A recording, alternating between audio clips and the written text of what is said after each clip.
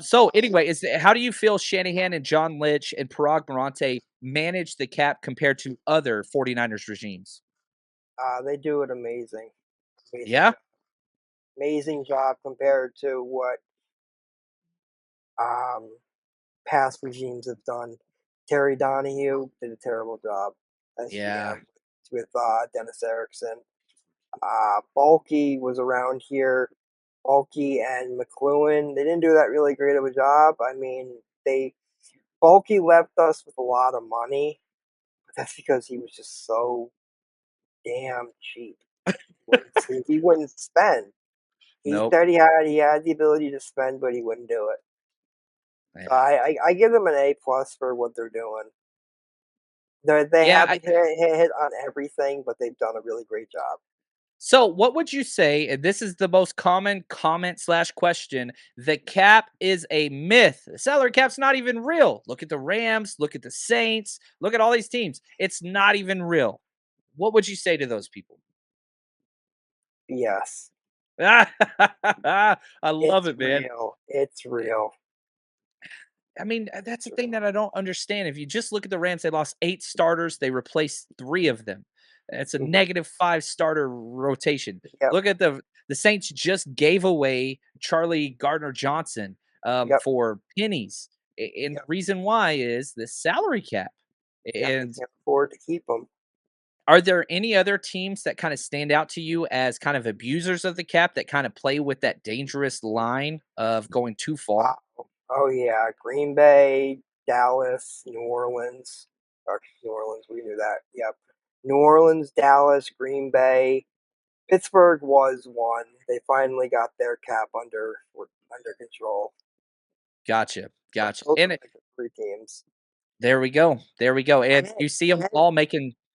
yep, Go ahead. and Philly has been one of those abusers of the cap.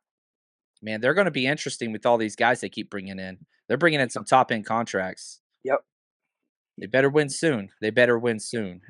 So okay, here we go. One of my last questions, and Clayton, if we've got any more questions that we got started that we need to get to, let's get those on deck. Next question I have is this. Based on, I mean, you've covered this team since 2005 financially. What does the 49ers often or financial situation look like? Is it healthy? Because we're paying one of the top tight ends, left tackles, fullbacks, linebackers, wide receivers. What does our future look like? Are we going to be hamstrung by all these big contracts? No, no. Why? Why? How does that make sense? How do we have all these top tier contracts and we seem fine? What's the difference between us and the Saints? The structures of the contracts, the way they structure the contracts, being able to get out of the contracts in case at the point of a player declining in play, they'll be able to get out of the contract to save cap room, be cap healthy, and just be able to keep the players that they want to keep. They, I, it's hard to explain, but they really are. I really feel they are in a great situation right now. That's great news. Let's put this question up here from Tazio again. Great questions today, Tazio. Thank you. He says, "Do you think their ability to get defensive line play at a low cost plays into their long-term strategy, almost like turning a strength into another?" Yeah, they got a lot of cheapo line play. So, Yeah, walk us through why that's so important. their ability to get defensive line play.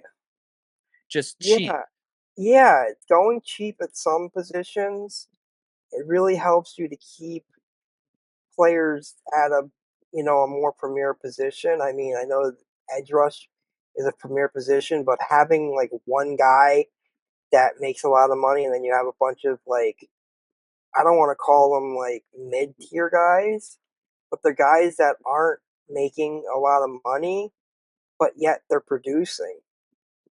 Hmm, So they're interesting. able to get the most out of all their players. And I think the defensive line is a great example because of Chris Kasarik.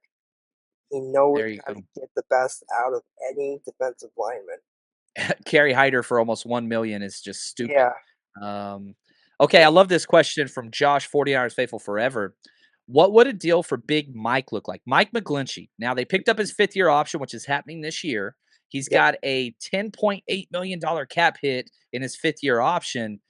Let's say he balls out. Let's say he stays healthy. Let's say he improves, or let's just say he stays the same.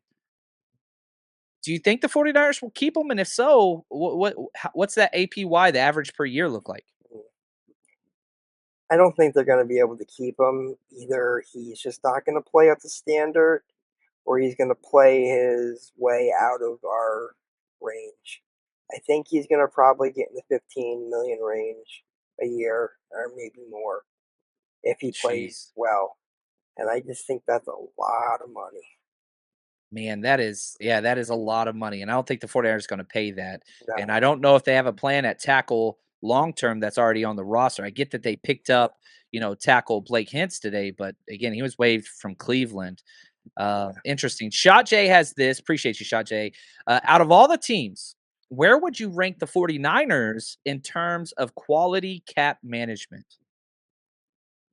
Oh boy, this is a tough one. It is tough. We're Is there a team that stands out as like one of the best at this? I actually think we're probably right there at the top. And I don't like to be, show off to the team, but showing off, but this team knows what they're doing. Yeah. So I would put us at the top or near the top.